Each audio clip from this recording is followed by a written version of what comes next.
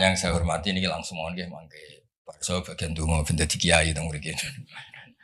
Nanti ngajinya 2 kali. Yang di fotokopi itu nanti untuk sesi kedua setelah asar. Sekarang itu ngaji hadisnya, ini ngaji tafsir. Misalnya di sini Hudalil Muttaqin oleh Profesor Zaini, ini saya baca aja biar tidak kelamaan. Quran itu beliau nerjemah dari kitab la raiba fi hudalil muttaqin. Kitab ini tidak ada yang diragukan, petunjuk bagi mereka yang bertakwa. Sebetulnya kata takwa itu secara kosakata itu dari kata wako yaki wikoyatan. Terus ikut wazan ifta'ala jadi ittaqo yattaqi ittiqoan. Sebenarnya maknanya wako itu bukan takut, menjaga, no? Menjaga. Nah, menjaga itu adalah menghindari sesuatu supaya yang bahaya itu enggak terjadi. Jadi menjaga itu ada unsur, ada bahaya, kita cat supaya itu enggak terjadi. Itu namanya menjaga. Sebab itu bukti kalau makna saya benar, tidak salah. Ada kata ittaquwaha, tapi ada ittaqun naro. Kan enggak mungkin. Sama-sama jadi objek dari ittaquwaha, kok ada ittaqun naro, ya ada ittaqun nisa. Wajar tertawa kalau dibahas bisa. Ini dosen-dosen di Butan itu masih punya selera. Bahasa halusnya nafsu itu selera. Kalau Pak Arso ya sudah off. Pak Rektor bina-bina. Nah ini dengerin betul ya. Jadi kata terus ada aturan iklal itu proses analisis lafadz. Terus jadi ittaqo. Terus Kiai Jawa supaya gampang dimaknani wedya sira ing Allah. Lho Allah itu zat yang menyenangkan, Tuhan yang menyenangkan kok malah ditakutin. Itu kan sebetulnya janggal ya. Tapi alhamdulillah barokahnya ini DPPA ya. Enggak pati mikir ya enggak pernah janggal. Penting ada uang operasional jalan. Yang jalan jangan hanya uang operasional. Dakwahnya juga jalan. Kayak Universitas Islam itu yang jalan jangan insya Allahnya Islamnya. Ya relax saja ini karena nanti ngaji itu lama sampai maghrib nanti. Nanti jeda asar terus ngaji hadis. Ini ngaji tafsir. Bukti kalau teori saya benar ini tak bacakan sekian kitab. Urusan takwa tadi. Takwa itu maknanya apa? Menjaga. Jadi ittaqwa itu Allah itu jaga. Eksistensinya jaga. Eksistensi Allah dia jaga itu Pak Rohidin misalnya dimulai kita berkampanye, ngomong terus menerus bahwa Allah itu wajibul wujud awal atau qadim itu Allah. Disebut kalau dalam ngaji di pesantren qadim apa? Qadim. Kita harus yakin Allah itu satu, Allah itu al-ahadus somad satu. Itu kita jaga. Jaga eksistensinya, jaga terkenalnya. Terkenal ini penting. Sebab itu ini cerita Pak Arso ya, saya pernah debat kecil sama Profesor Zaini, termasuk sama Profesor Kures, tapi debat-debat saling melengkapi. Kul itu kan terjemahnya katakan. Itu di fikih Pak Arso ya ada sedikit masalah karena iman itu sekedar bil lisan, dengan lisan itu tidak cukup, harus tasdik bil qalbi. Iman kan harus membenarkan sampai hati.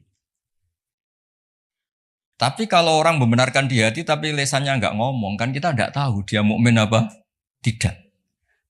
Jadi kalau diterjemah katakan itu tidak mewakili tasdik bil qalbi, keyakinan hati. Kalau diterjemah yakinilah tidak mewakili hukum formal, hukum syariat lah. Bahwa sesuatu itu harus dikatakan. Saya guyon begini, saya masih ingat usul ke Profesor Zaini. Buat gini aja. Katakan dan yakinlah. Tapi bahasa kul itu enggak ada yang katakan juga yakini. Bahasanya enggak cukup, Pak. Nah, akhirnya kita butuh seni ngelola agama ini. Ternyata katakan itu penting karena anak kita tahu tauhid, barokahnya bapaknya mengatakan. Umat ngerti tauhid, barokahnya guru-guru mengatakan. Ada sosialisasi. Jadi berkahnya kata-kata itu kemudian orang lain bisa mendengar. Orang lain bisa meniru. Paham ya? Lagi-lagi itu juga menjaga Allah. Makanya ketika Nabi dakwah sirron sama Allah lama-lama disebut fasda bima tu'mar. Fasda bima tu'mar. Kebenaran itu harus muncul, harus dikatakan. Nah ini sambil ngopi. Yang ngopi ketua sukunya aja ya. Anak-anak itu nanti ngopi sendiri aja. Nanti kalau ada orang setara rektor, rektornya nggak terima, masa rektornya ngopi.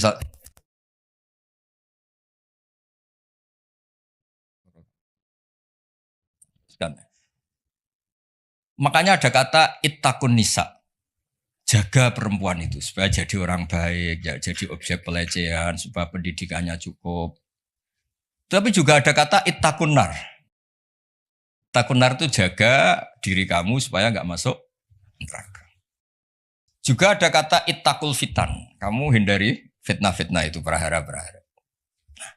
Sebab itu ini cerita Pak Arsoyo, kitab yang saya bawa di sini itu kitab kuno, kitab dulu.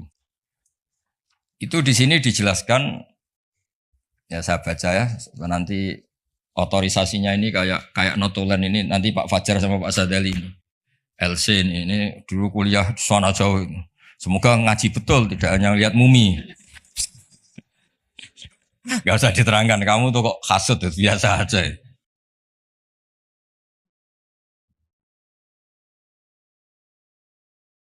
Jadi takwa itu, apa? Kata apa? Takwa ini di kitab saya halaman 36, kayaknya Pak Fajar gak punya kitab ini.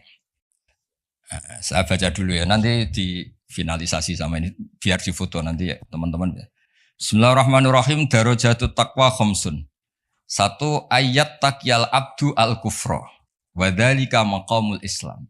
Jadi siapapun yang tidak kafir, itu sudah diberi status takwa.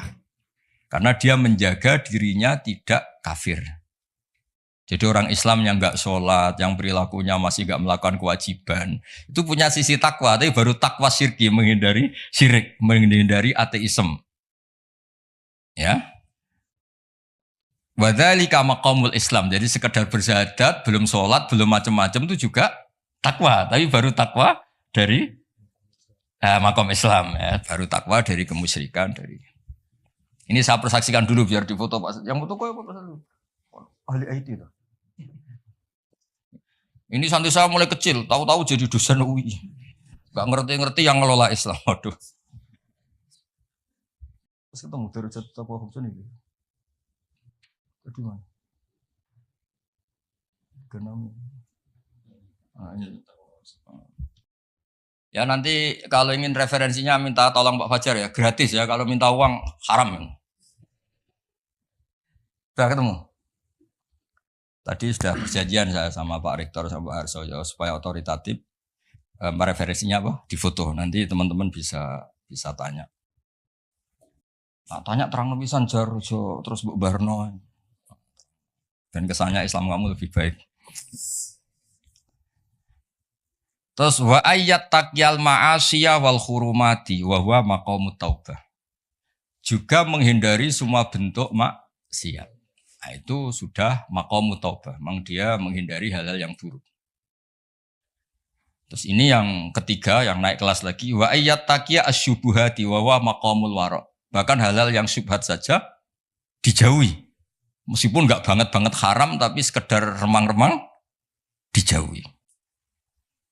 Makanya dulu banyak kiai-kiai itu meskipun pejabat katanya tetap punya pisang, punya ketela yang ditandur sendiri di tanah yang karuan halal milik leluhurnya. Karena itu yang karuan apa? Halal. Kalau uang-uang yang dari macam-macam itu takut biasanya dipakai sarana umum kayak pondok atau jembatan atau apa. Karena takut itu syubhat apa? Misalnya gini Pak Arsoyo, saya ini kan kiai disalami Pak Arsoyo misalnya mau nyalon bupati Sleman ya mukhalin misalnya. Itu kan nyalami template saya 10 juta sebenarnya order. Order kalau jadi bupati yang anggap wah Gus Pak doanya mustajab. Kalau ndak kiopo. Artinya ini sebenarnya uang kontrak. Kalau langsung saya makan ini saya tahu legowonya itu kalau nyata-nyata jadi. Kalau nggak jadi kan terus menyangsikan. Itu kalau orang waroi yang kayak gitu jangan makan. Disedekahkan saja sama fakir miskin karena itu riskan. Itu kan kayak DP. Karena nanti kalau jadi bupati betul nambahi biasanya karena itu dianggap paham ya. Kayak kamu misalnya mahasiswa terus dibiayai calon mertua itu kan bayangan kamu jadi rektor. Ternyata hanya pengurus DPPAI itu nggak mau itu. Itu subhat itu karena nggak sesuai ekspektasi. halal-halal pas-pasan lah kira-kira gitu. Kayak ini di orang tuanya, nyongkornya jadi pengurus PBNU atau PP Muhammadiyah, malah tadi mondok. Paham ya? Nah, kalau sudah gitu namanya maqamul wara'. Terus ada lagi Pak Arso, makom yang keempat. Wa ayat taqiyal mubahati wa huwa maqamu zuhdi. Sesuatu yang boleh pun kalau itu riskan dihindari. Itu zuhud. Tapi contohnya jangan Pak Fajar, Pak Arsoyo mungkin, kalau Pak Fajar gak mungkin. Misalnya malam-malam lapar, kalau Pak Arsoyo wah marung. Kalau bakulnya cantik nanti lupa istri gimana? Padahal marung itu halal. Tapi ada titik riskan. Makanannya halal. Kalau Pak Fajar ya mangan ngomaro iku wae. Itu mubah pun dihindari karena takut ada masalah. Itu juga takwa. Nah ini yang mungkin ini kelas saya, sampean nggak percaya nggak apa-apa. Yang terakhir tuh wa ayat taqiya khudura ghairillah ala qalbi. Wa huwa maqamul musyahadah. Kelas di mana takut hadirnya selain Allah di hatinya.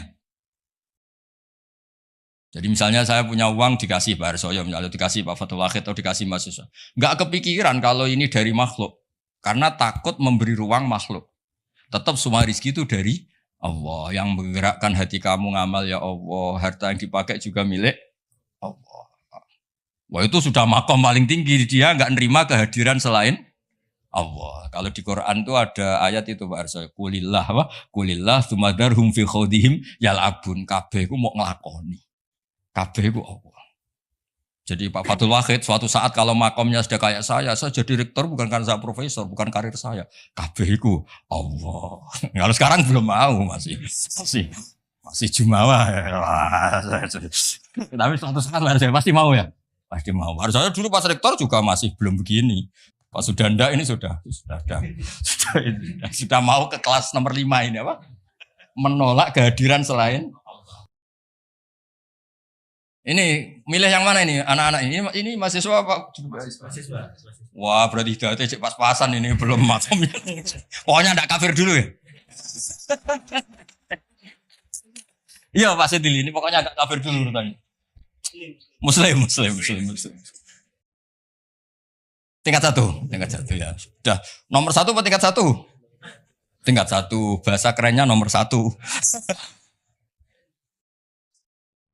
Ya, jadi saya pastikan makna saya itu benar, bukan karena saya sombong atau merasa apa-apa, karena ini referensinya jelas. Ini kan makanya saya tadi matur ke Pak Rektor, Pak saya ngaji yang sangat otoritatif. Ya, satu menghargai UII sebagai kampus besar, apalagi pakai label apa? Islam. Itu jangan sampai Islamnya itu insya Allah ya, jadi Islam beneran, apa? Islam beneran. Jadi sehingga di bab ini Pak Arsoyo sampai Nabi ngendikan, tapi bukan berarti menghalalkan seorang ini, hanya ngendikan mangqala la ilaha illallah dakhalal jannah wa in zana wa in saroko. Itu bukan mengesahkan perilaku buruk, itu bukan. Ada wilayah yang tidak terganggu itu karena wilayah iman, makomnya Islam. Saya kalau nyontohkan itu tidak pidana. Tidak pidana gini Pak Arsoyo, ada nyuwun sewu warga Indonesia korupsi atau nyopet atau maling. Masih warga Indonesia enggak? Warga Indonesia, bahkan ketika di penjara pun dia tetap orang. Tapi kalau dia mengurus paspor ganti identitas, ganti warga, KTP-nya diganti, paspor ganti, benar-benar enggak warga Indonesia. Sama. Orang kok merubah status Allah, tidak mengimani. Allah itu sudah ada. Nah, itu berarti merubah status kehambaan dia, merubah status hambaan dia. Nah, itu baru kafir karena dia merubah status kehambaan. Tapi kalau baru salah, nyuwun sewu orang Islam, nyuwun sewu ada yang korupsi, ada yang nakal, ya dia tetap Islam, tapi yang jenis ini, jenis ini. Kalau dalam guyonan bapak saya itu orang Islam loro, ono sing umat Islam, ono Islam sing kumat. Nah ini yang yang nomor 2 itu apa? Islam yang kumat, tapi tetap Islam. Tapi yang jenis apa? Kumat. Kumat itu pilih entah itu agak masalah dengan dirinya. Ya clear ya. Nah, supaya Anda nanti kalau baca kata itu di hadis. Ada lagi bukti teori ini benar. Di surat Ahzab kalau nggak salah itu ada ayat gini. Ada yang hafal Quran enggak ini? Dari sekian. Hafal separuh-separuh lah. Coba ngaco-ngaco, yang lamat-lamat lah. Yang hawasi. Coba ngaco aja, lumayan nanti biar cari. Ya. Enggak akan saya tes udah. Siapa Pak Sadili itu? Loh Sadu itu lama saya itu seangkatan Pak Harsoyo loh, khidmah UI itu. Ya di Quran kan ada ayat apa? Tsumma awrasnal kitab alladzina astofaina min ibadina. Pertama yang disebut apa? Faminhum zalimul linafsi. Allah itu kitab ini Quran tak wariskan sama orang-orang yang saya pilih. Pertama yang disebut apa? Sebagian mereka tapi ya zalim. Ya. Karena tadi ada zalim yang tidak gagu iman. Ya tadi misalnya nyuwun sewu ada copet, ada maling, ada orang-orang yang berbuat buruk. Dalam keyakinan madzhab Ahlussunnah wal Jamaah dia tetap mukmin karena tidak merubah status, apa? Tidak merubah. Kayak tadi orang copet, orang maling, tetap Indonesia enggak? Tetap karena masih ngakui warga negara apa? Ya, tapi kalau dia sudah merubah KTP-nya, paspornya dan benci Indonesia, namanya sudah enggak warga. Nah, kira-kira kafir tuh kayak gitu. Dia merubah status dia hamba, jumawa, angkuh, enggak ngaku eksistensi Allah. Itu disebut mulhid atau mungkir. Itu sudah, meskipun dia enggak pernah melakukan dosa-dosa besar, tetap saja enggak muslim kan? Ya, jadi clear ya.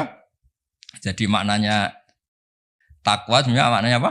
Menjaga. Makanya nanti maknanya proporsional. Misalnya ada kata ittaqun nisa, jaga perempuan supaya tidak jadi objek orang-orang nakal, supaya tidak berpikiran nakal, tidak berperilaku nakal. Ittaqun nar juga sama, jaga supaya kamu gak kena api. Nah, kalau Allah ini kan agak unik. Allah itu zat yang menarik, yang mahbub, yang kita cintai. Kemudian disuruh takutlah pada Allah. Masa Allah ketemu Allah takut? Malah kita disuruh fafirru ilallah, mendekat ke Allah kok malah. Nah, takutnya apa? Jangan melakukan sesuatu yang bikin Allah murka. Clear ya? Terus kedua menyangkut asbabun nuzul. Ya ini yang mulai tambah menarik ini ya satu-satu. Asbabun nuzul itu begini. Quran itu punya kata-kata Pak Arsoyo, kata-kata yang umum. Dan itu kalau difahami umum bahaya sekali. Maka dibutuhkan analisis yang bernama asbabun nuzul. Misalnya di Quran ada ayat fa'ena matuwallu fasamma wajwa. Qulillahil masyiru wal maghrib misalnya. Itu kalau kita nggak ngerti asbabin nuzul, kamu di mana saja yang penting itu menghadap. Makanya pernah ada aliran sholat 4 rakaat 4 arah. Alasannya Allah itu ada di ya itu. Nah, seperti itu harus otoritatif. Kita harus ngaji kitab namanya asbabin nuzul. Nanti tak tunjukkan kitabnya Pak Fajar. Jadi lafadz yang umum atau frasa atau qodiyah kalau dalam bahasa santri itu tetap harus dianalisis pakai asbabin nuzul. Misalnya tadi fa'ina matuwallu fasamma wajhu. Ada ayat lagi yang lebih ekstrim dan itu melahirkan satu kecelakaan sejarah. Dulu ada ajudannya Umar. Sayyidina Umar punya ajudan namanya Qudamah. Dia solehnya minta ampun. Tapi kalau mau wiridan tuh ngefly dulu karena nanti lebih kuat. Nyabu dulu. Terus nyabu wiridan. Terus wiridan nyabu lagi, wiridan lagi. Dan itu korban memahami ayat laisa 'alal ladzina amanu wa amilus sholihat junahun fima taimu. Tidak masalah orang-orang yang takwa apapun yang dimakan. Atas setelah itu takwa lagi.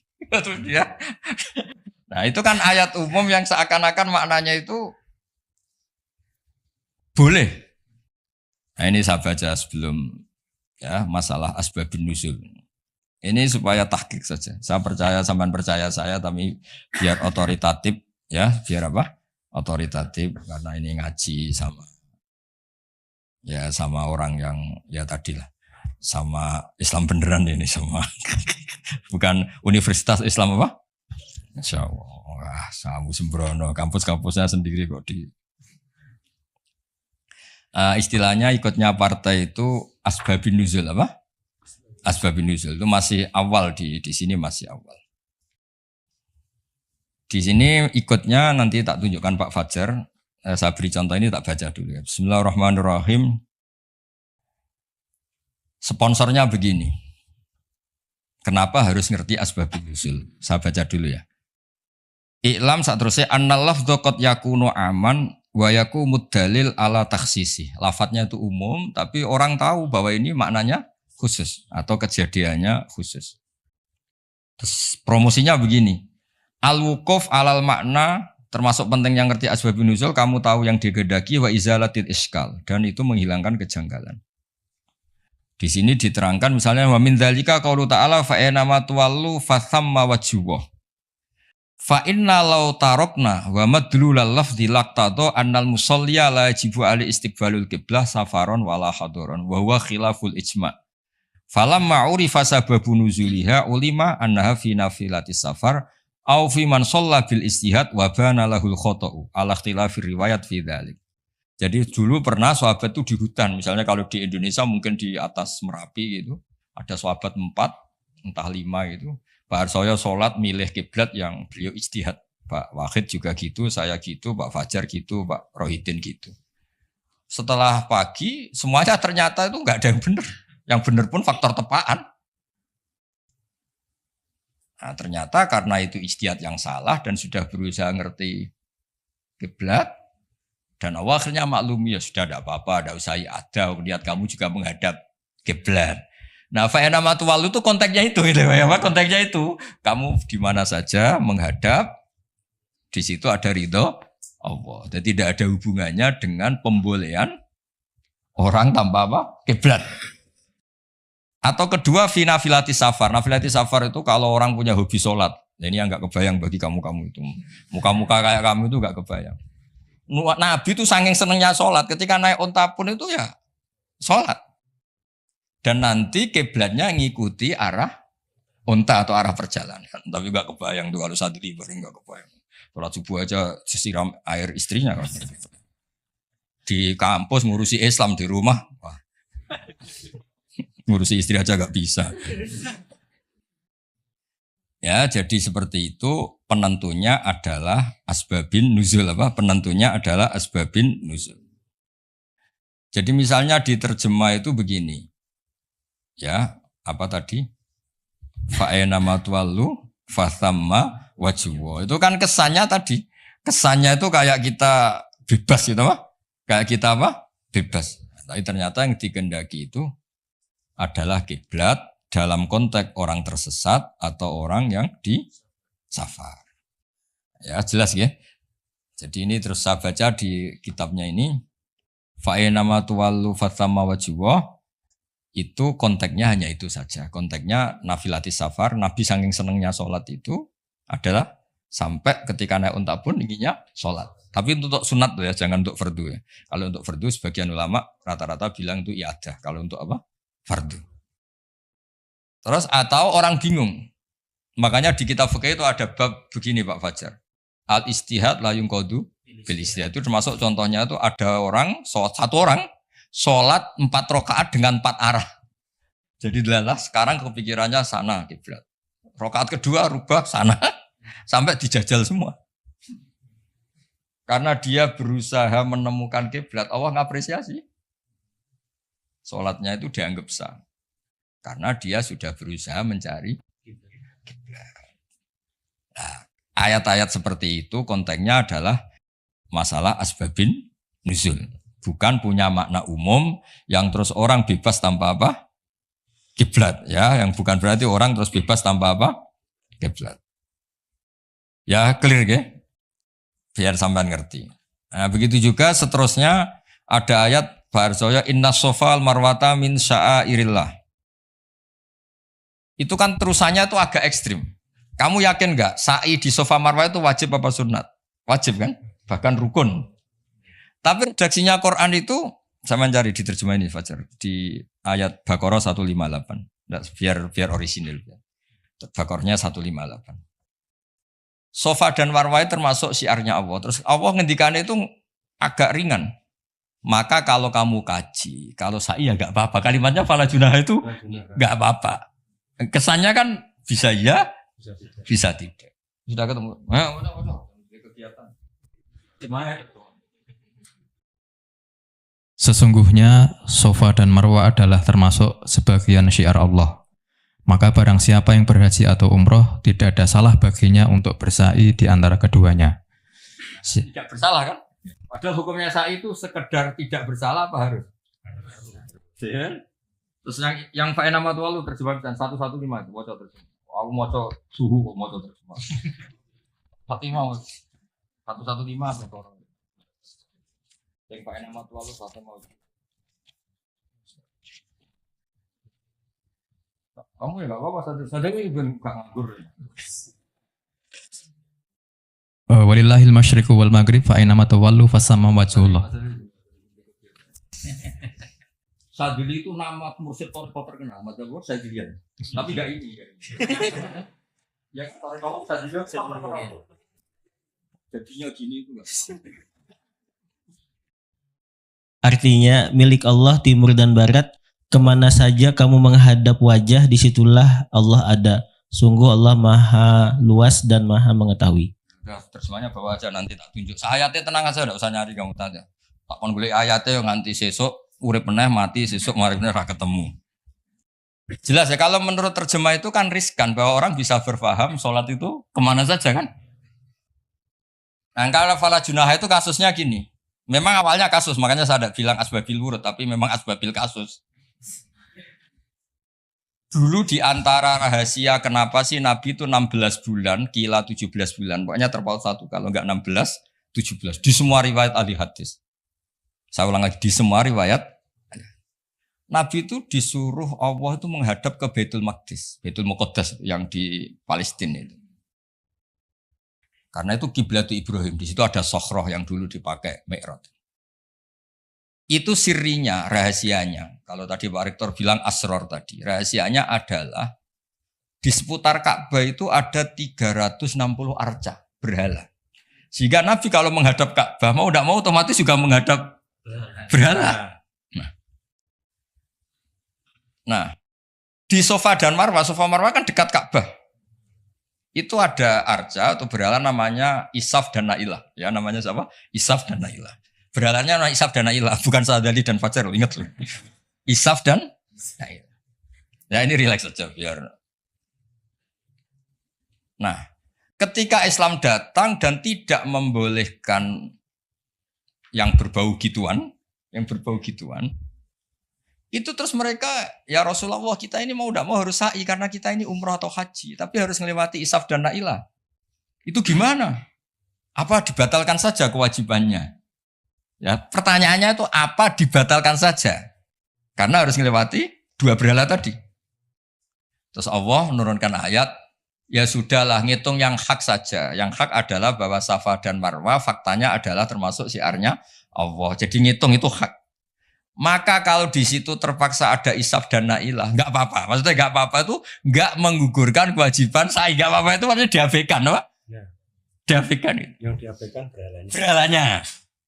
Ya ibarat gini, ini cerita. Mungkin para sahabat nggak pernah dengar karena ngaji sama kiai NU baru tenanan sekarang. Kiai pesantren maksudnya bukan kiai NU, kiai pesantren. Dulu itu ada kiai khusyuk. Dulu kan masih banyak orang khusyuk. Kalau sekarang kayaknya susah. Itu gak mau haji karena ngerti kalau di pesawat itu mesti ketemu pramugari cantik. Udah cantik ya gitulah menarik. Takut betul kalau orang khusyuk ini kan kalau kamu gak kebayang takut kan. Sampai beliau itu hampir fatwa, hampir gak mewajibkan haji. Beliau meyakini, wah kalau haji Gus lewat bank ya transaksinya gini. Nanti di pesawat ketemu orang-orang cantik, wah itu haram gini. Oh, gaji-gajinan orang Jawa itu gak merasa gaji-gajinan gitu. Karena dianggap itu manek, penghalang status wajib atau penghalang hukum wajib. Makanya ketemu banyak kiai, terus diingatkan, termasuk pakai takbir ini, inna sofal marwata min syairillah. Jadi dulu itu pernah ada haram itu diabaikan tadi demi kebaikan haram itu diabaikan. Artinya meskipun di pesawat ada pramugari, kalau mau haji ya haji aja. Yang nggak boleh yang godanya itu kalau hajinya ya dong ya. Jangan kok terus boleh kamu minta nomornya itu enggak, maksudnya itu ya haji aja. Soal itu diabaikan. Ini bisa, kalau ini sudah bisa kayaknya sudah bisa. Tapi kalau yang enggak bisa ini apa itu? Clear ya? Clear ya? Jadi yang taat ya tetap taat, kali itu ya diabaikan. Artinya gini, andaikan saya jadi kiai menangi seperti itu kan bilang, kalau mau umroh saja.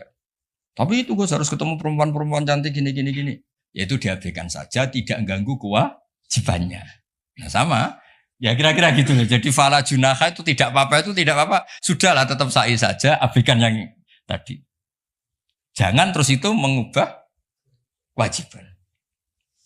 Kalau itu pakai gitu ya tidak ada orang kuliah. Anak perempuan mau kuliah di UI, dosennya Pak Fajar, Pak Sadali. Kayaknya masih riskan gitu. Wah, gak ada orang nuntut ilmu kan? Terus Pak Sadali juga gak mau ngajar di mahasiswi. Karena gak mau ngajar. Wah, riskan. Soalnya pas-pasan saja. Nah, kalau saya bilang gak apa-apa, maknanya diabaikan, tidak melakukan maknanya. Oh. Ya clear ya. Itu penemunya atau penentunya juga mengenali asbabin nusul. Saya baca ya. Wa min dzalika qaulu ta'ala inna sofal marwata min sya'airillah fa inna dzahira lafdhiya la yaqtadi anna sa'ya fardun.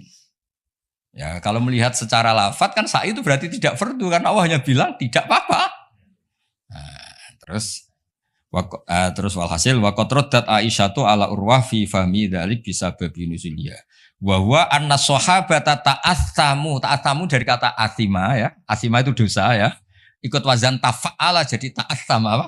Ta'assama itu merasa dosa ya. Anna sahabata ta'assamu binasai bainahuma li'annahu min amalil jahiliyah karena pernah ada tadi isab dan ayat. Foto sih. Tak tudono ben ra kesuwen. Anna sahabata ta'assamu. Ya nanti nagih Pak siapa? Fajar sama Pak Sadili sama Pak Nanang yang ngurusi apa? Islam. Ngurusi Islam di UII bukan di sini. Di sini saya.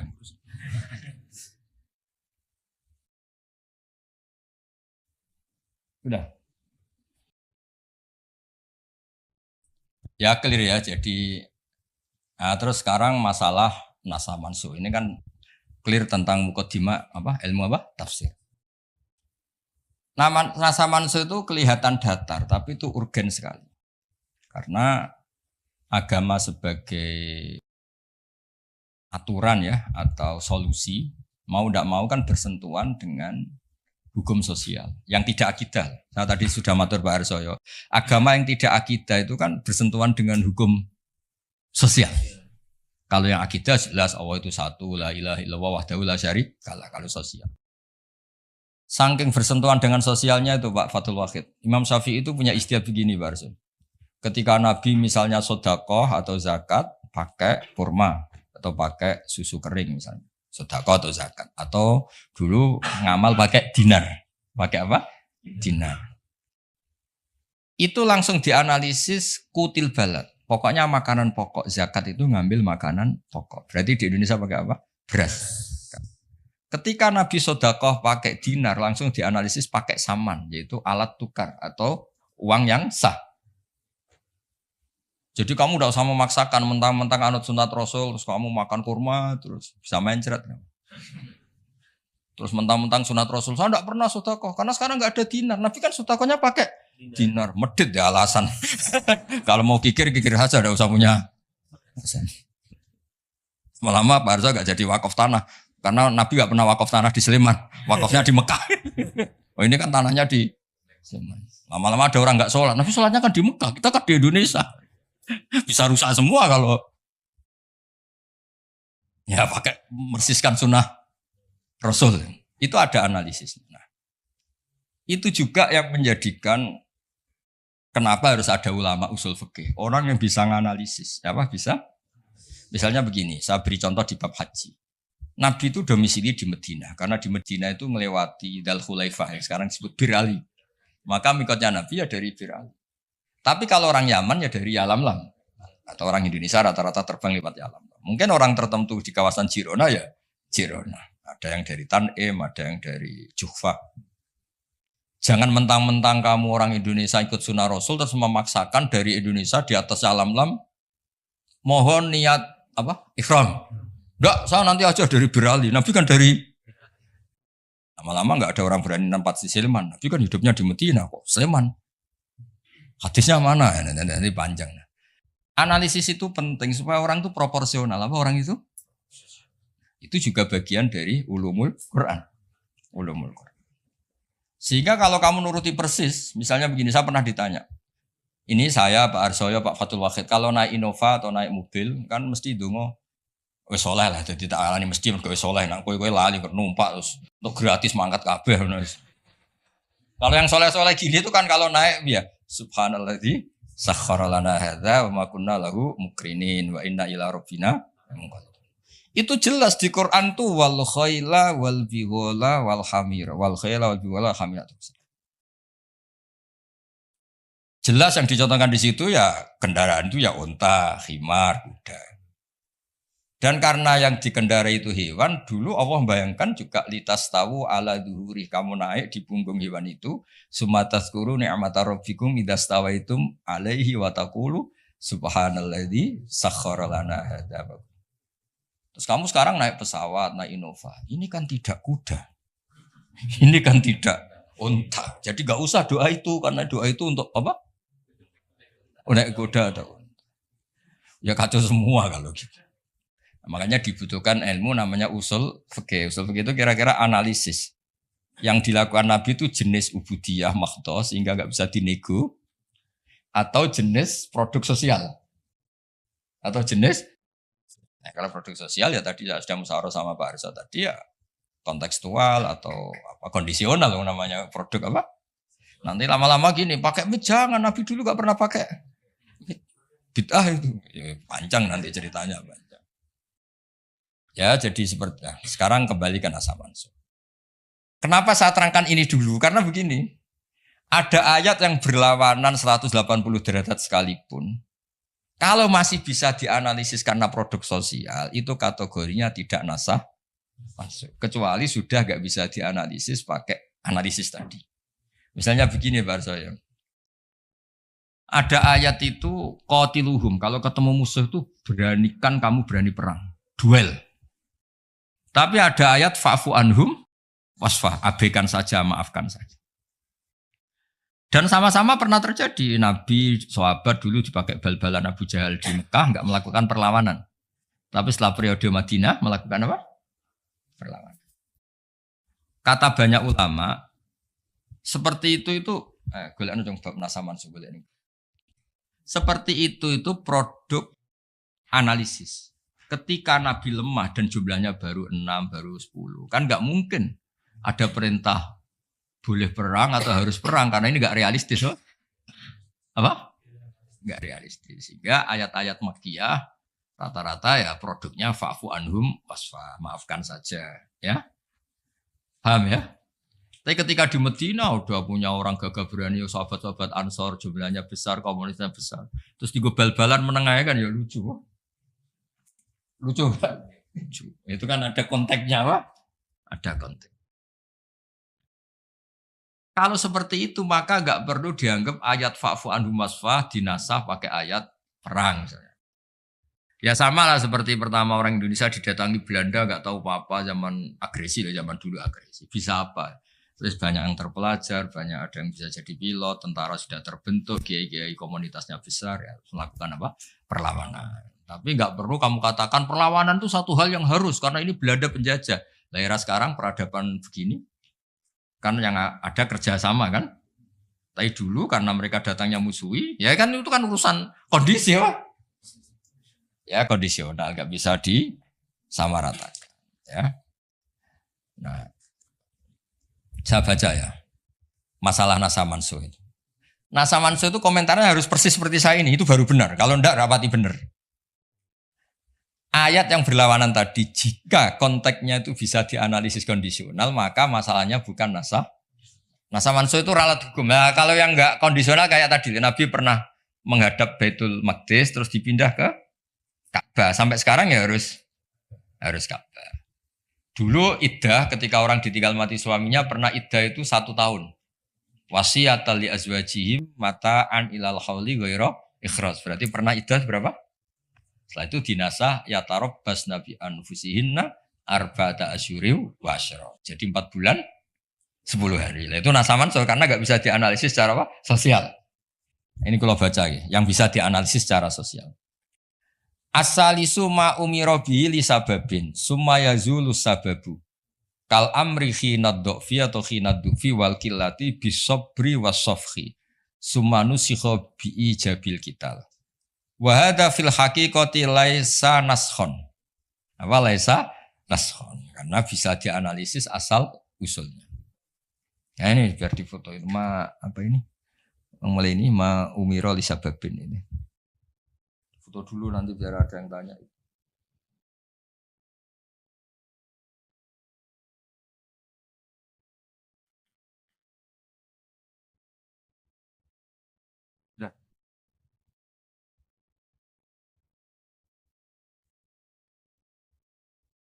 Nah, sehingga kiai-kiai Jawa ketika meskipun ngaji Jalalain, ngaji kitab Jalalain, tafsir Jalalain, kan sering ada ayat misalnya lakum dinukum waliyadin, kadang sebagian dikomentari mansukhun fi ayatis sef atau fi ayatil kital.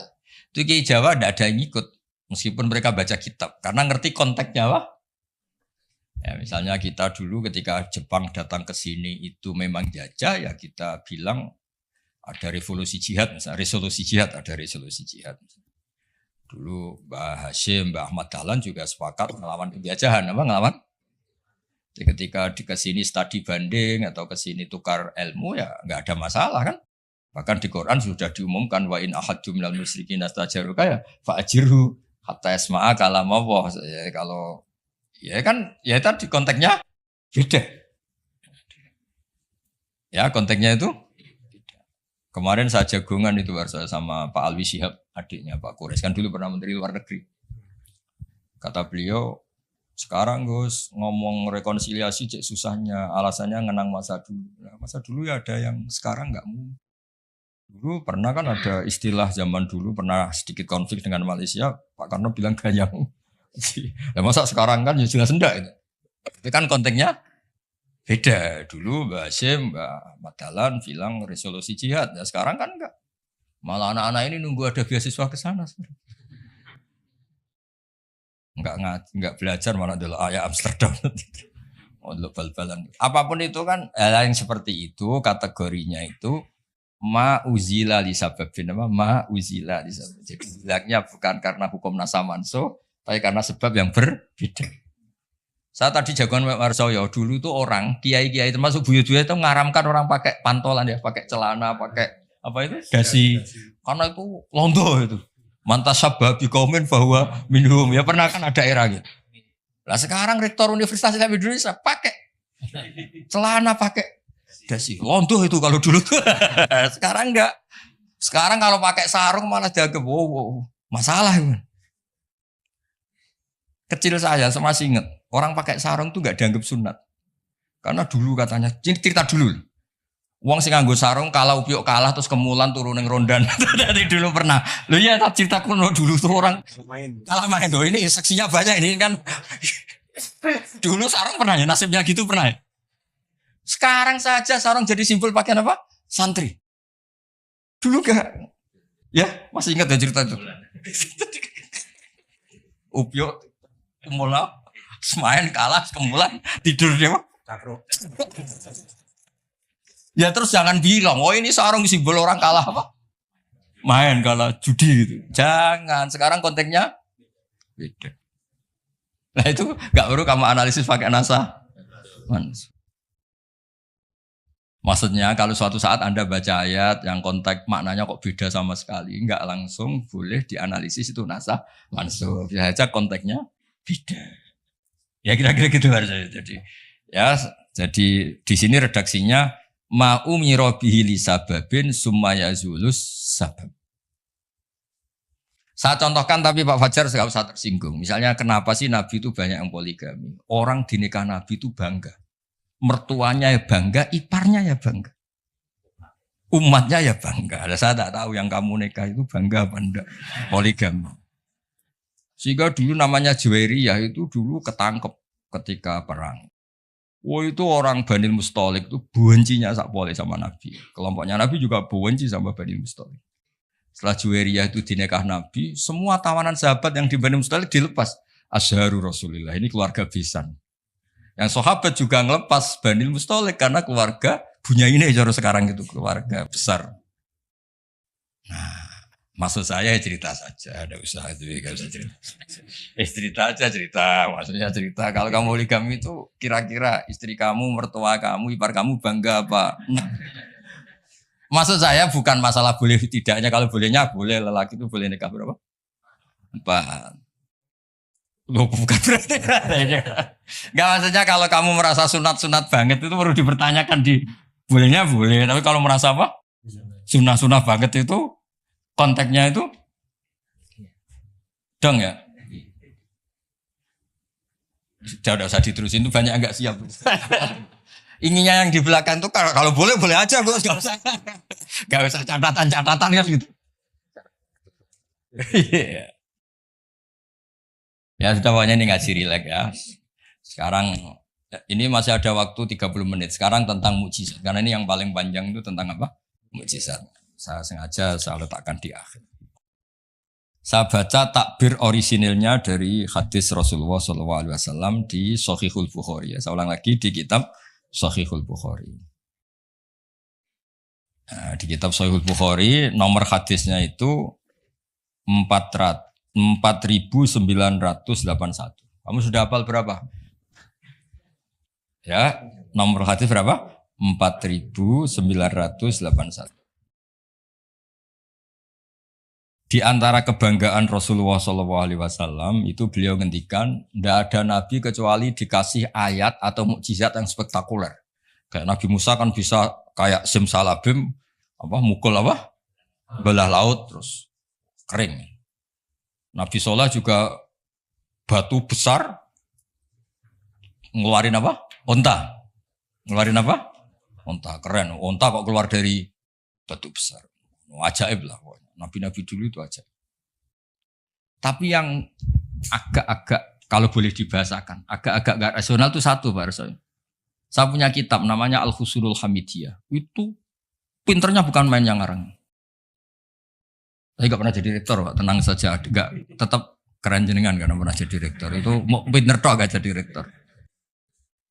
Dia bilang gini, mukjizat itu dari kata a'jaza yu'jizu i'jazan, ya kan? A'jaza yu'jizu i'jazan. Sesuatu yang bikin musuh itu enggak berdaya.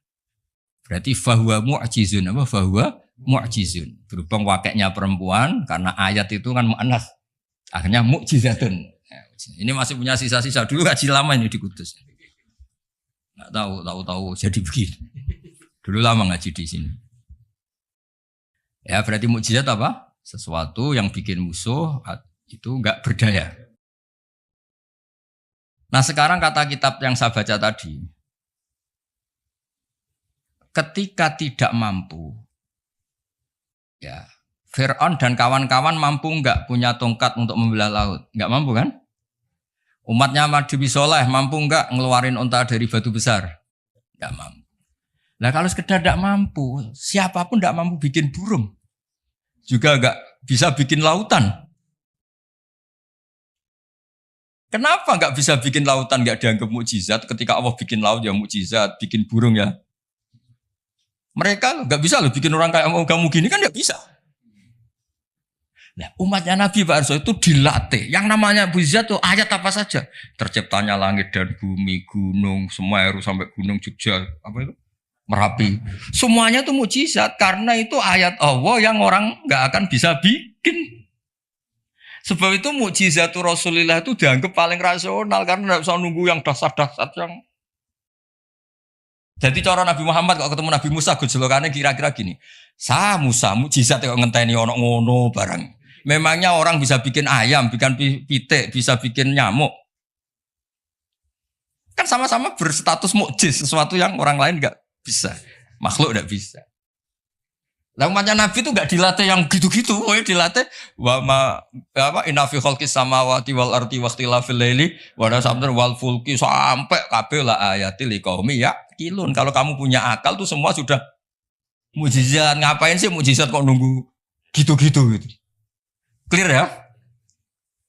Jadi makna mukjizatnya ndak kena untuk umatnya Nabi Musa itu ndak kena.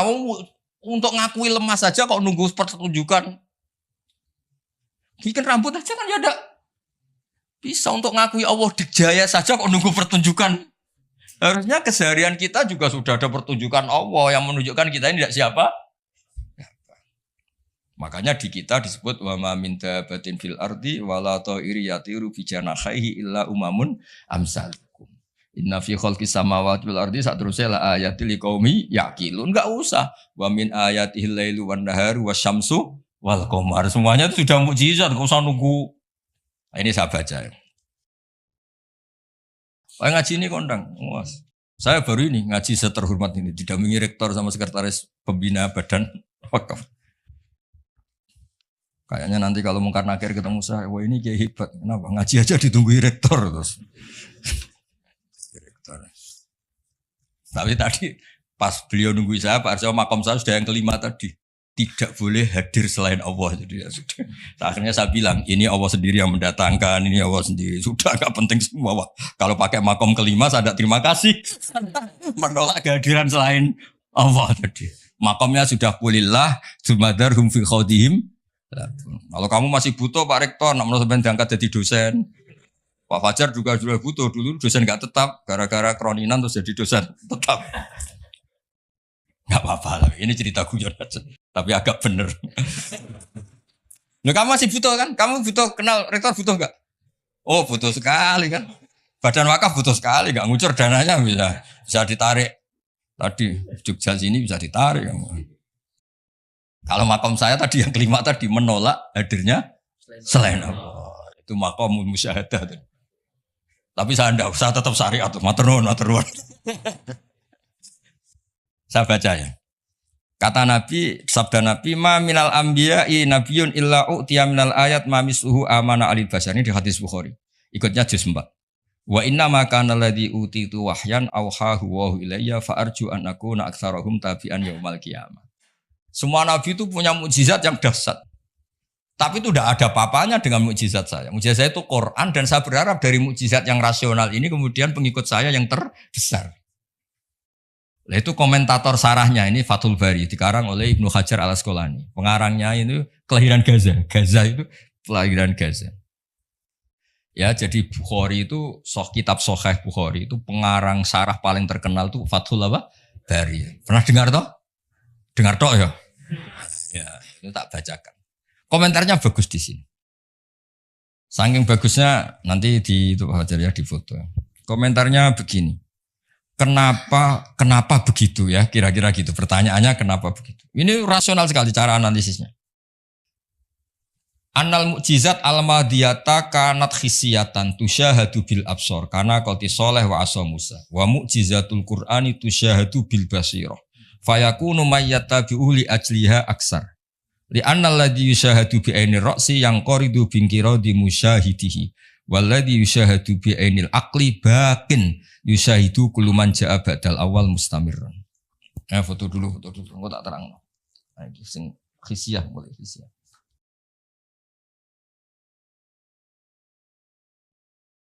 Yang mulai ini annal mukjizat al-madiyah kanat khisiyatan. Ya nanti jeda asar terus yang ngopi-ngopi dulu ya kira-kira jeda setengah jam atau sejam habis itu ngaji apa? Hadis. Sesuai namanya tafaqquh tafsir apa? Hadis. Ketuanya kamu apa, Mas? Kamu ketua ya, Pak? Sebagian pengembangan. Apa? Divisi tahu. Ini mau kamu Islamkan. Sudah Islam. Rono Sadili. Itu kali Imam Sadili masih sugeng, namanya dicatat gak terima. Imam Sadili itu ganteng, kaya, alim. Itu Imam Sadili. Terus jadi torekoh apa? Sadili. Yang ganteng, alim, kaya. Budak dosen gini ndak kaya raya jadi Imam Sadili. Gak punya atasan. Ini atasannya banyak. Sama Pak Nanang aja kalah.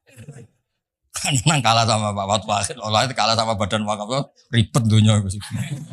Yang benar saya itu langsung kulillah. Mentok kan saya. Nah, khatam gitu. Begini logikanya. Misalnya gini. Nabi Musa itu nabi top punya mukjizat tongkat. Tongkatnya satu lagi.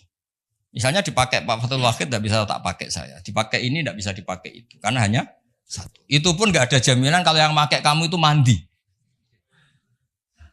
Tongkatnya bisa balik loh. Oh, dulu yang pakai Nabi ini kamu apa? Ya kan?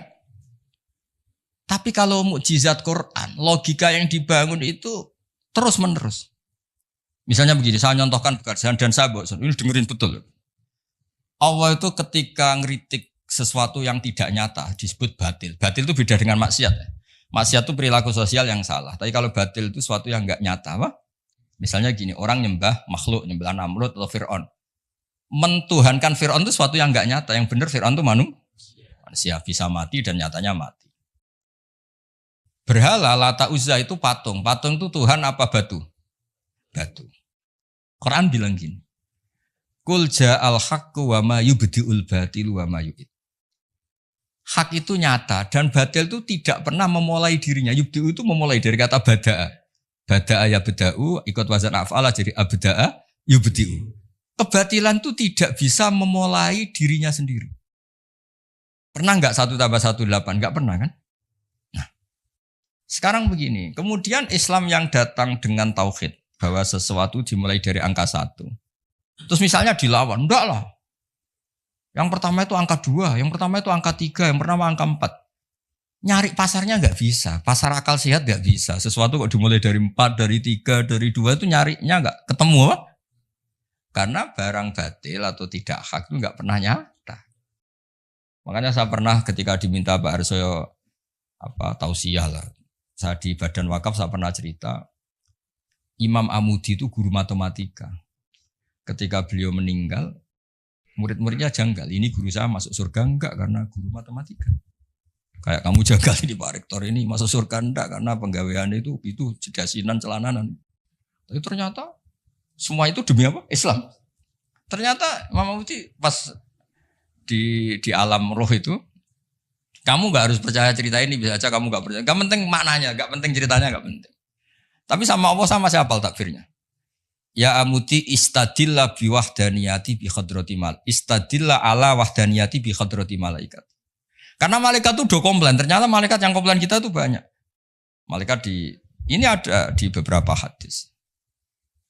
Ya Allah, apa ada orang yang imannya itu ngalahkan kita? Jawabnya Allah, ada manusia. Allah udah bilang ustadz, manusia. Manusia mukmin ya kamu termasuk. Kok bisa ya? Malaikat selalu tanya, kok bisa? Kalau kita iman kan langsung melihat surga, neraka, aras. Jadi kalau kartu iman kita pasti lebih valid karena menyaksikan langsung. Nah, manusia kan enggak. Di dunia kan macam-macam. Ada dangdutan, ada macam-macam. Tapi ternyata imannya enggak tergoyahkan. Ternyata apa? Logika yang dibangun Imam Amudi itu. Coba kamu terangkan kenapa manusia yang di dunia seiman itu kalau saya ini satu. Jawab Imam Amudi gampang. Beliau nulis. Angka setelah 2, 3 sampai 1 miliar 1 triliun. Nisbatu dzalika ilal wahid nisbatul far'i ilal asli. Angka itu 2, 1 miliar 1 triliun. Dibandingkan angka 1 semuanya tetap cabang. Yang pokok itu 1. Keyakinan itu kan gak terbantahkan oleh Anda. Dan gak bisa digoyang kan. Mbok kon urip melarat, baulet tetap nak tauhid itu harga mati. Ya enggak. Akhirnya malaikat manduk-manduk. Cara Jawa mandek man imannya manusia agak tergoyahkan karena logikanya pakem. Bahwa angka 2, 3 ila mala nihayatallah sampai tidak terbatas. Nisbatu dzalika ilal wahid nisbatul far'i ilal asli. Kemudian setelah itu Imam Amudi gambar Pak Arso. Gambar sekenanya aja bisa gambar gedung, gambar rumah, gambar mobil. Gambar apapun juga dimulai dari minuk toh wahidah dari 1 titik. Gambar itu baik, besar, elek, apik tetap dimulai dari 1 titik.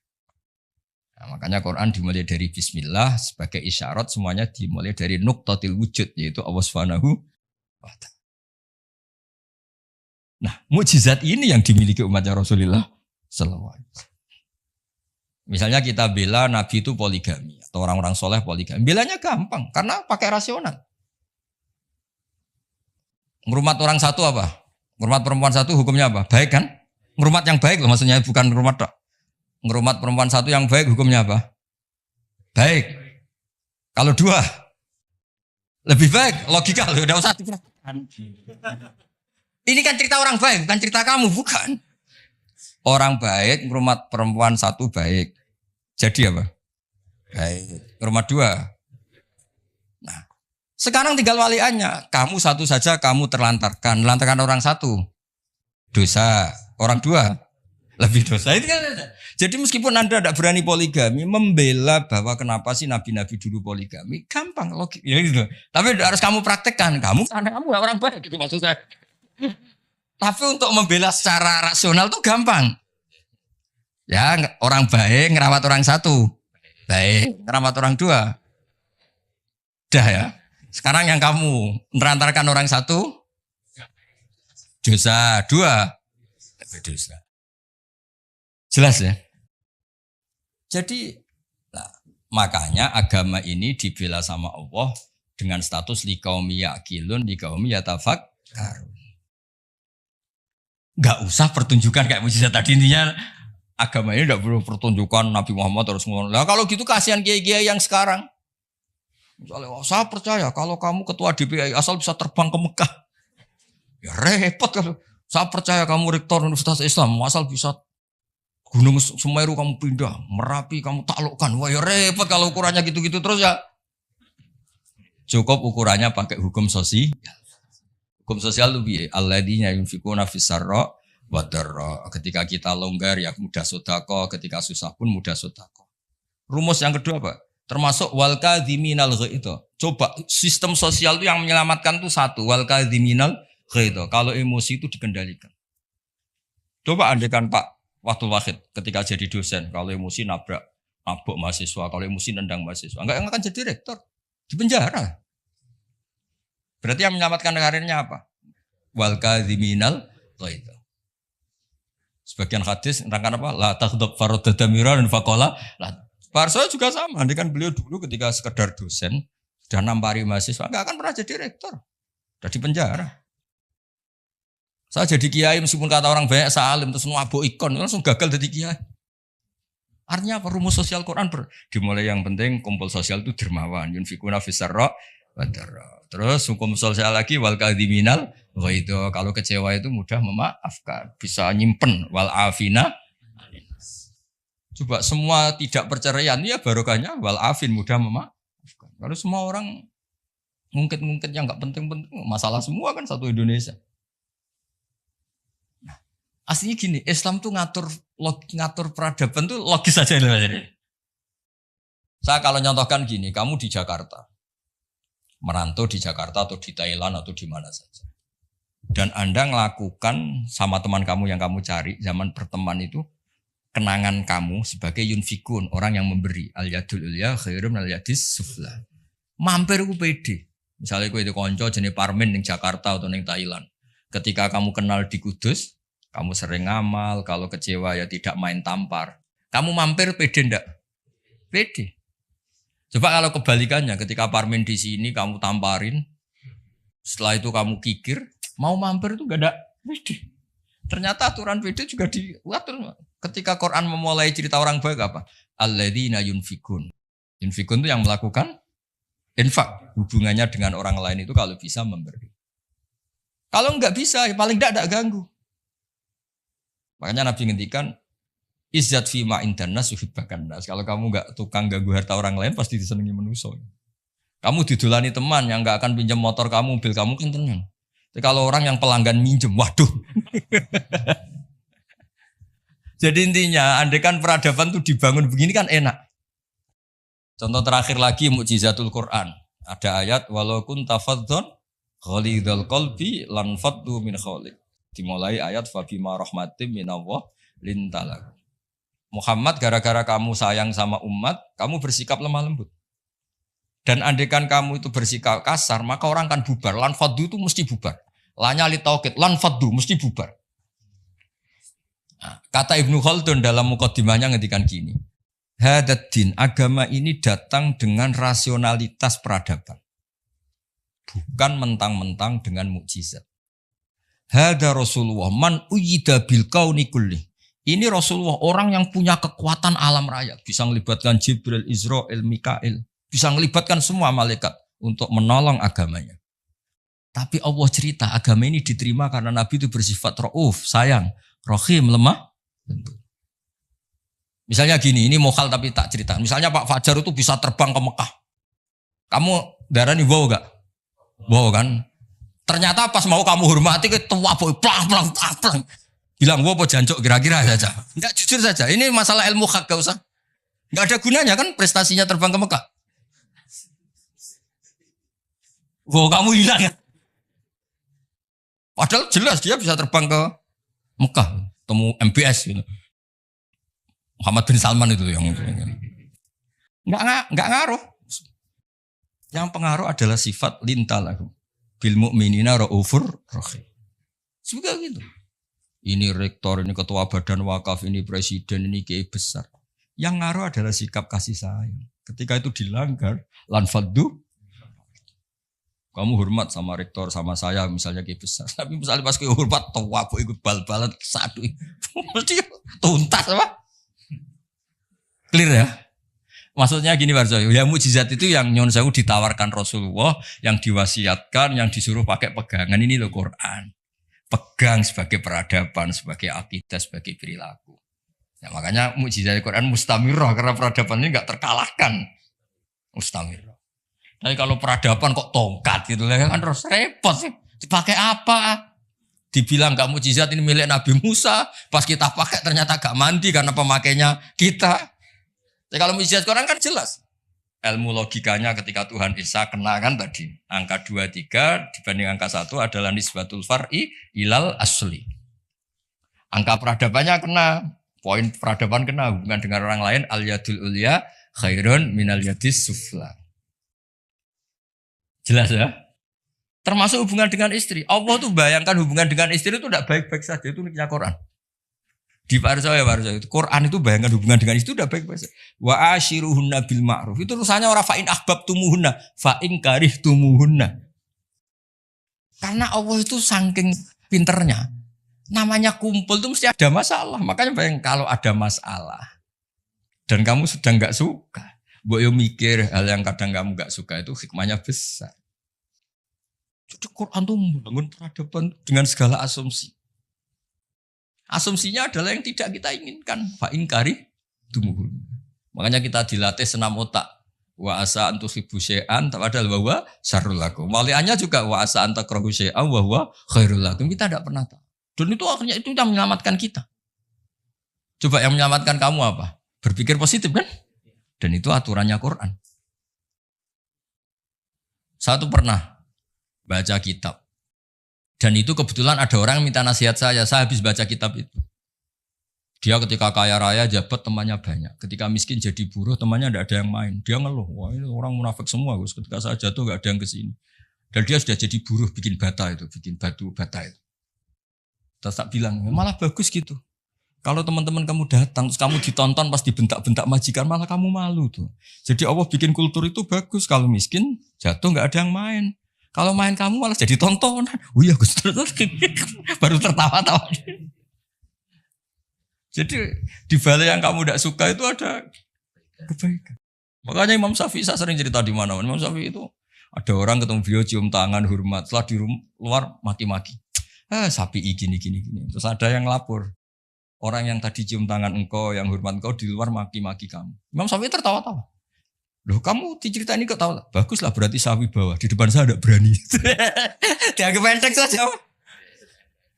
Maksudnya ini ijazah ke rektor. Kalau ada yang di luar kok gak cocok. Depan saya gak berani. Wibawa saya. Saya gunakan. Jadi kadang dianggap enteng saja.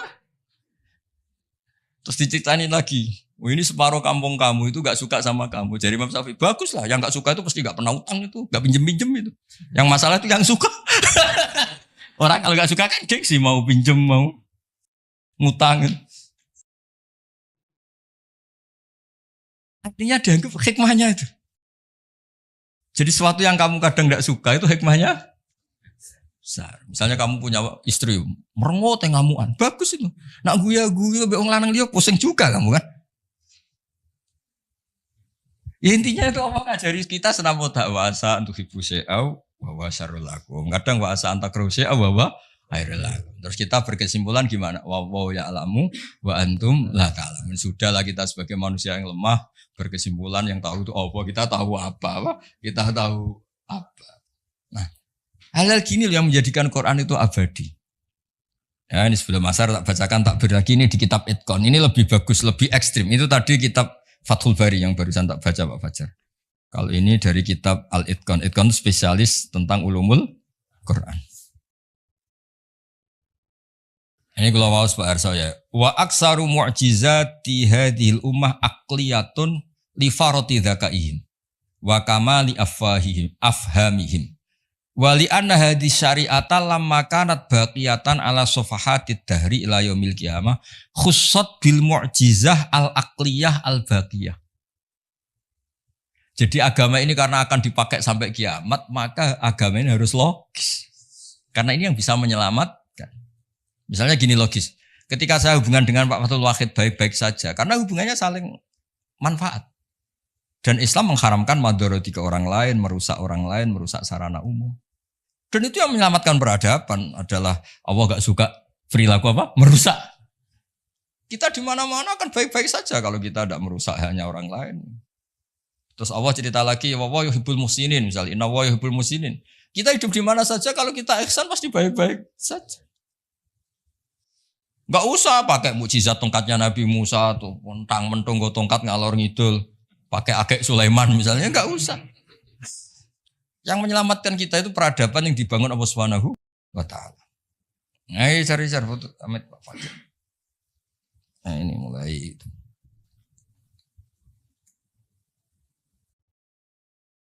Itu kitab Itqan itu.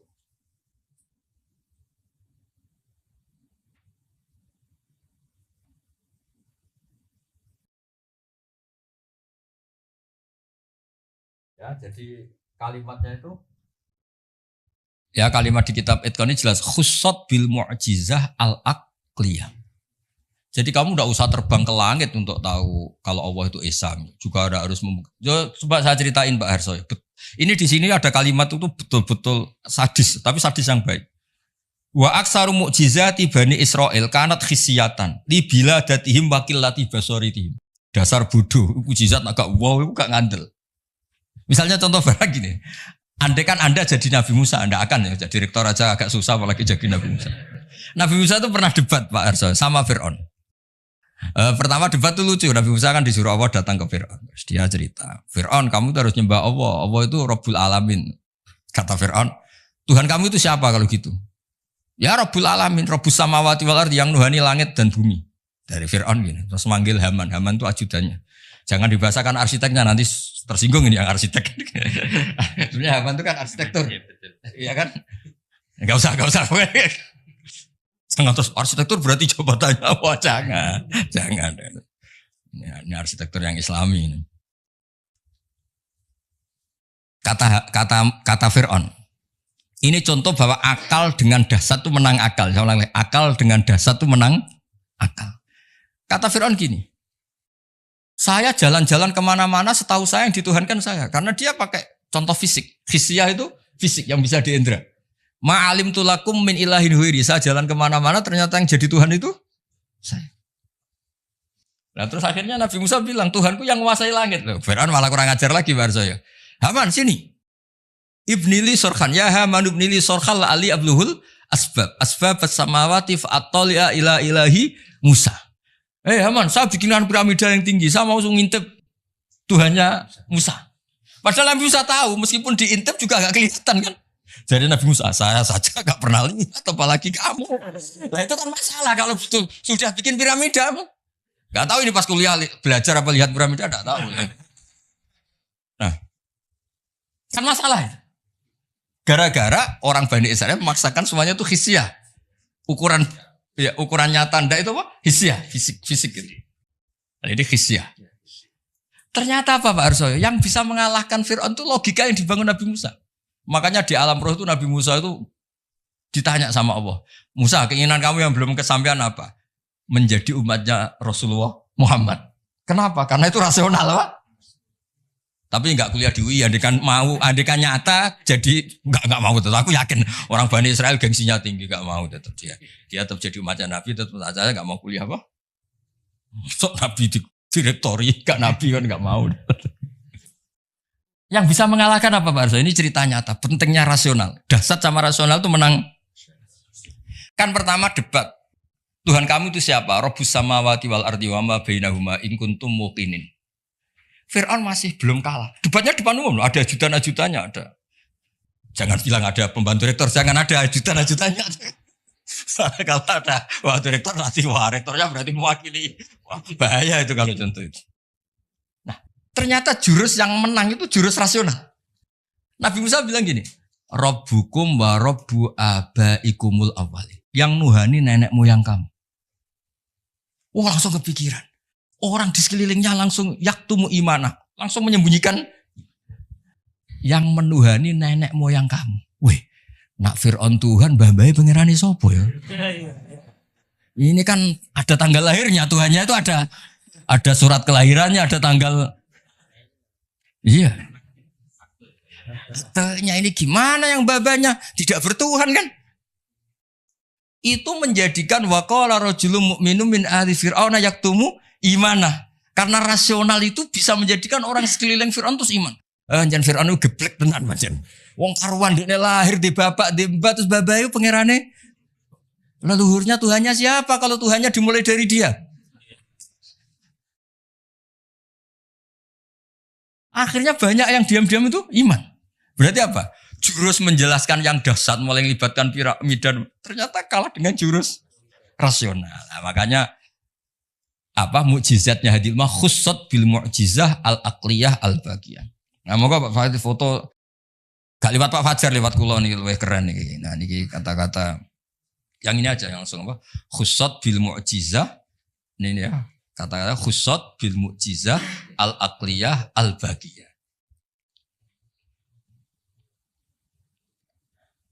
Dah. Ah ya lengkap. Ini kitabnya kitab-kitab judulnya di foto ini Fathul Bari sama.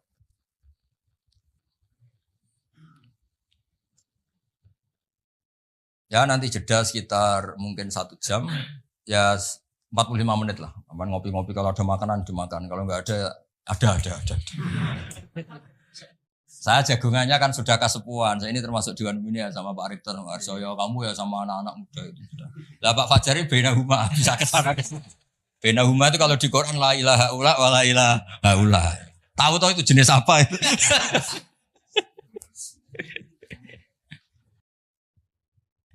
Ya jadi itu cerita mukjizat versi kitab Fathul Bari sama kitab Itqan. Ini versi kitab Ijazul Quran. Itu lebih dahsyat lagi cara nerangkan.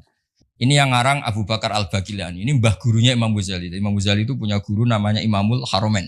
Itu punya guru lagi namanya Abu Bakar Al-Bagilani. Itu beliau ngedikan begini Pak Arsoy. Muqaddimahnya gini. Innama yujibul ihtimama attama bima'rifati i'jazil Qur'an anna nubuwata nabiyina alaihissalam buniyat ala hadhil mu'jizah. Jadi kenabian Nabi Muhammad itu adalah dibangun atas mukjizat Quran. Karena Nabi nyuwun sewu kan enggak punya tongkat kayak Nabi Musa, juga enggak pernah mengeluarkan unta dari batu. Tapi ketika Nabi mendakwakan rasionalitas, misalnya rasional gimana? Ini alam tuh makhluk. Di mana-mana makhluk itu ya ada kholiknya. Kholiknya ya pasti qadim. Masa kholik datang kemu? Masa Tuhan kok lahir di bumi kan ya udah lucu kan? Tuhan kok pahpo kayak Fir'aun, jadi gitu dimumi lagi, kan ya lucu kan sih. Tuhan kok tenggelam kan ya banyak. Jadi Nabi kalau datang tuh penjelasan. Saya beri sekian contoh di Quran, betapa Nabi bisa menaklukkan pikiran orang Arab dengan rasionalitas. Ada orang Arab dulu itu cerita, problem kita itu banyak, maka Tuhan kita harus banyak. Ketika Nabi mendakwahkan satu Tuhan, mereka bilang aja'alal alihata ilaha wahida innaha adalah syai'un ujab. Masa Tuhan banyak, Tuhan apa sedikit, problem kita banyak ya Tuhannya harus banyak. Terus Nabi bikin perbandingan. Darabawa matala rajulan fihi syuraka umutasyakisuna wa rajulan salamal lirajul. Hal yastawiyani masalah. Darabawa rajulan fihi syuraka terusnya. Walhasil ada buruh atau pembantu atau pegawai punya majikan banyak. Perintahnya beda-beda, mutasyakisun, perintahnya beda. Semuanya ingin dituruti. Sama satu orang yang hanya punya satu majikan. Enak mana? Terus orang-orang Arab bilang, ya enak punya satu majikan, punya majikan banyak repot. Ya Tuhan kamu itu majikan kamu. Kalau semuanya jadi Tuhan, perintahnya beda-beda, seleranya ya beda. Beda yang repot juga kamu. Paham?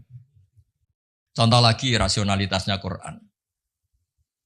Quran itu Islam lah. Itu kan selalu bilang La ilaha illallah wahdahu la syarikalah. Tuhan itu tidak punya rival, enggak punya sekutu, enggak ada yang setara. Terus mereka tanya, Muhammad kasihan dong Tuhan kalau sendiri enggak ada yang mitranya atau enggak ada yang setara. Terus Allah cerita ke Nabi bilang, kira-kira gini.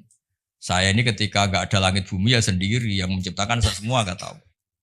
Tapi orang Arab perasaannya tuh masih suka tamsil. Tamsil itu logika yang auqa'afin nafsi, satu perumpamaan. Allah gaya perumpamaan itu ekstrim. Dan orang pasti taslim, pasti setuju. Misalnya kamu miskin, ini kan mahasiswa rata-rata masih miskin. Yang kaya orang tuanya mungkin. Itu pun kalau yang kaya, kalau enggak kan sudah jadi pekerja, merantau di mana-mana. Mengumpulkan uang bisa beli Innova. Setelah beli Innova, Pak Harsoyo atau saya atau Pak Warwakid menguasai mobil kamu kayak kamu. Kamu boleh enggak? Enggak boleh kan? Makanya terus Allah bikin darabalakum masalam min anfusikum halakum mimma malakat aymanukum min syuraka'a fi ma razaqnakum fa antum fihi sawa. Takhafunahum ka khifatikum anfusakum. Allah bikin satu perumpamaan. Misalnya Anda punya mobil. Yang beli kamu, harta kamu. Kemudian ada orang lain yang gaya menguasai itu kayak miliknya. Kamu boleh enggak? Ya enggak boleh, yang punya saya. Kok ada orang lain sok-sokan? Ya sama. Yang bikin langit bumi itu Allah sendiri. Terus ada orang sok-sokan kayak Fir'aun Namrud, sok-sokan. Gak ikut gawe, gak ikut menciptakan kok nguasai. Makanya ketika Tuhan, saya pernah, yang ngaji itu orang yang dulu pernah lama di Perancis. Itu ngaji saya tak terangkan. Kata siapa Quran tidak demokratis. Quran demokratis sekali. Kata Allah begini. Tuhan enggak saya enggak apa-apa kata Allah. Ini enggak kata saya, kata Allah. Tuhan enggak saya enggak apa-apa. Tapi yang kamu katakan Tuhan itu, aruni madza khalaqu minal ardi, hadza khalqullah, fa aruni madza khalaqal ladzina min duni. Ini saya Tuhan yang bisa menciptakan langit bumi. Kalau kamu ngaku Tuhan, bikin bumi tandingan. Ngaku Tuhan kok pakai bumi saya kata Allah. Ngaku Tuhan kok pakai bumi. Bikin sendiri. Sebagian ayat aruni madza khalaqu minal ardi am lahum syirkun fis samawat. Kalau ngaku Tuhan, mbok ya pas saya bikin langit itu sudah ada dia, terus bikin langit tandingan, bikin bumi. Ini enggak bisa apa-apa kok.